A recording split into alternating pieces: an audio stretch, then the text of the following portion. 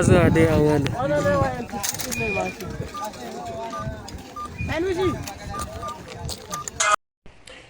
Nigeria's food insecurity is rapidly becoming an epidemic due to a combination of factors such as worsening security challenges, rising farmer-herders clashes, the impact of climate change, inadequate government responses, and structural vulnerabilities within the Nigerian system. Additionally, the increased frequencies of targeted attacks on farmers and farming communities by armed bandits has intensified the threat to Nigeria's food security. Farmers in the northeast risk being killed by terrorists, a situation that is increasing humanitarian emergencies in the region. On the other hand, farmers in the northwest pay levies before they can access their farmlands. All this makes things difficult for those who depend on agriculture for their livelihood and worsen food availability and affordability in the country. According to the November 2023 Cadre Harmonies analysis, the farming communities plagued by the insurgencies in Northwest cannot have access to sufficient humanitarian aid. Of the 10.6 million people who need urgent assistance, only about 7.8 million can be accessed. Also, nearly 26.5 million people, approximately 11.5% of Nigeria's estimated population, are likely to experience crisis phase 3 or worse condition of acute food insecurity during the peaks of the country upcoming June to August 2024 lean season, the period when food is most scarce. This projection includes nearly 5.4 million people in Nigeria's northwest states of Katsina, Sokoto, and Zamfara, and nearly 4.4 million people in the country's northeastern, Adamawa, Borno, and Yobe states, Nigeria.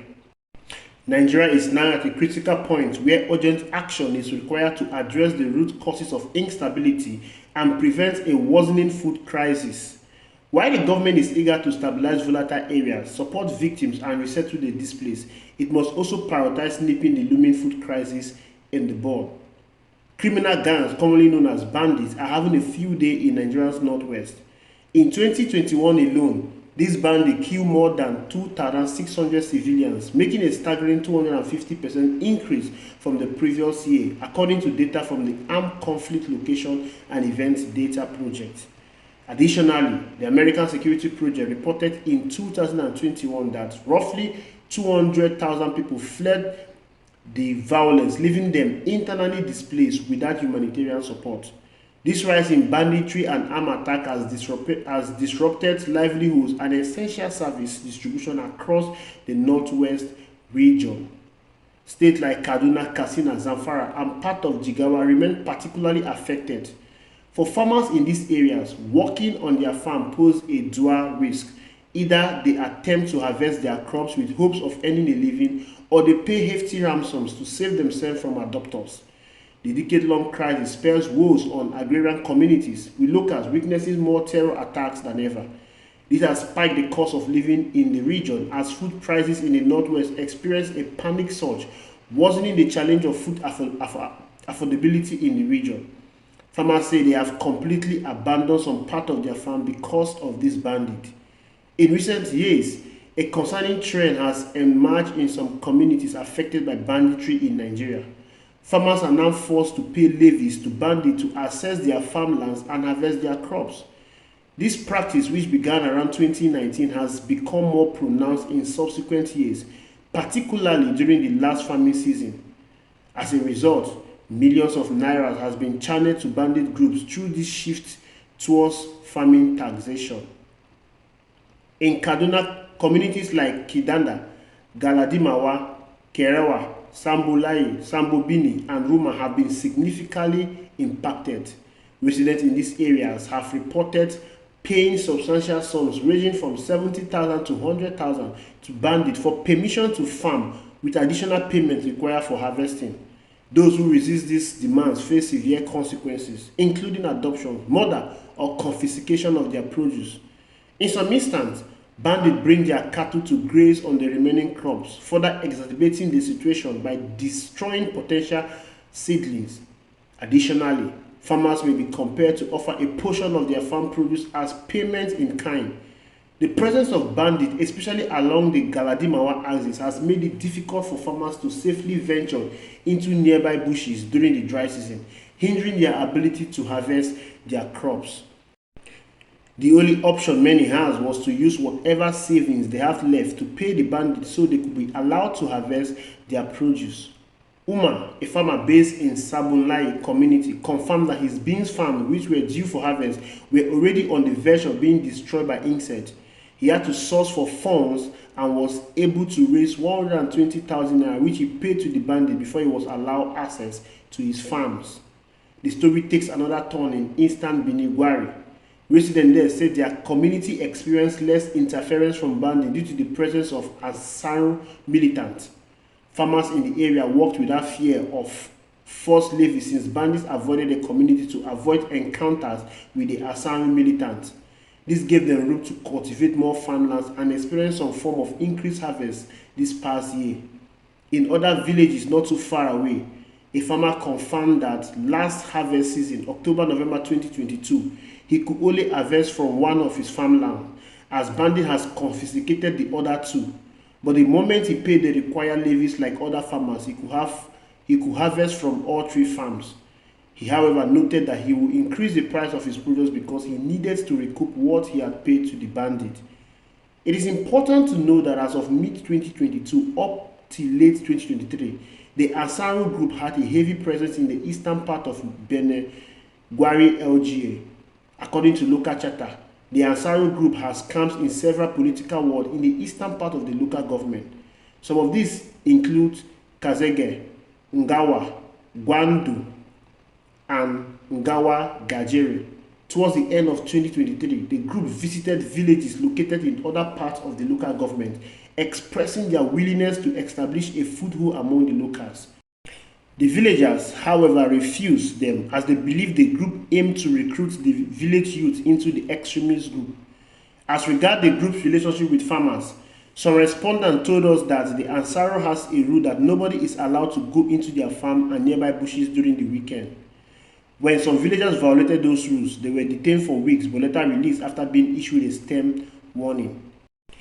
In Katsina, we investigated farm harvest in 3 local government areas: Sabuwa, Basari, and Faskiri.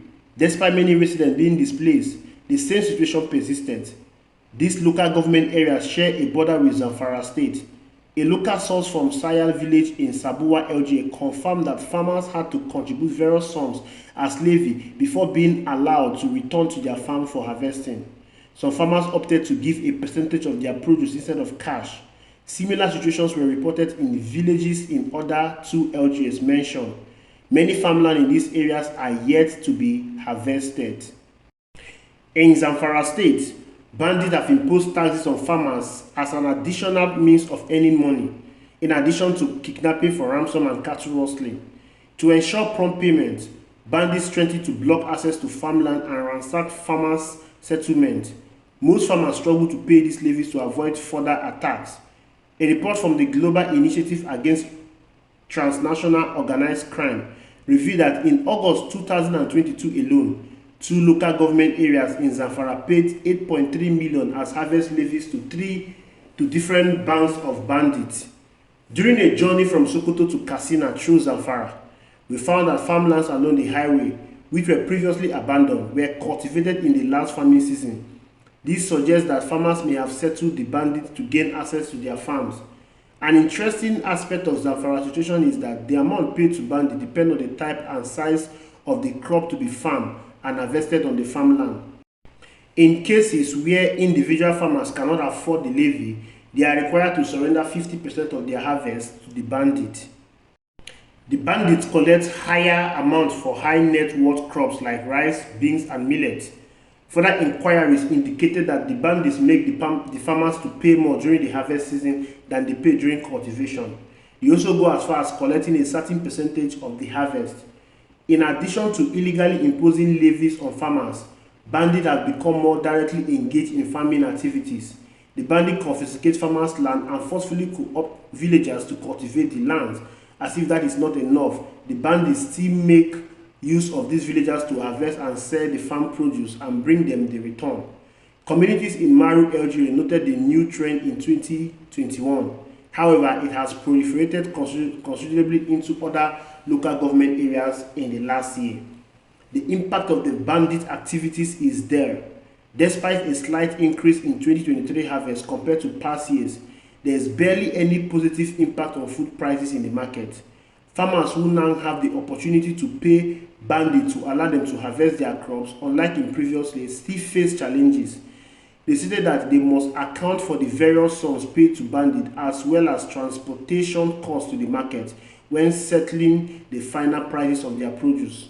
Consequently, consumers bear the brunt of these additional expenses. A quick survey of market in Sokoto, Kaduna, and Katsina states revealed a significant increase in prices from October to December 2023, despite it being the harvest season. The ongoing inflation, despite reports of improved farm assets, can be attributed to security challenges. Since September 2021, the Nigerian military has been engaged in numerous counter-terrorism operations across the northwest, targeting areas like Kaduna, Katsina, Sokoto, and Zamfara. However, due to the military's extensive commitment stemming from years of insurgency across the country, their presence in many farming communities is limited. This creates an opportunity for bandits to exploit. For example, the bandit who imposed levies on farmers in a community like Sambunlai at the beginning of the planting season might not be the same group that demands payment during harvest. This change could occur for various reasons, such as the military displacing the original group shortly after the planting levy is paid. If the military or police fail to maintain a presence in the area, it creates two scenarios. The military withdraws after a few weeks and another group of bandits emerge during harvest season.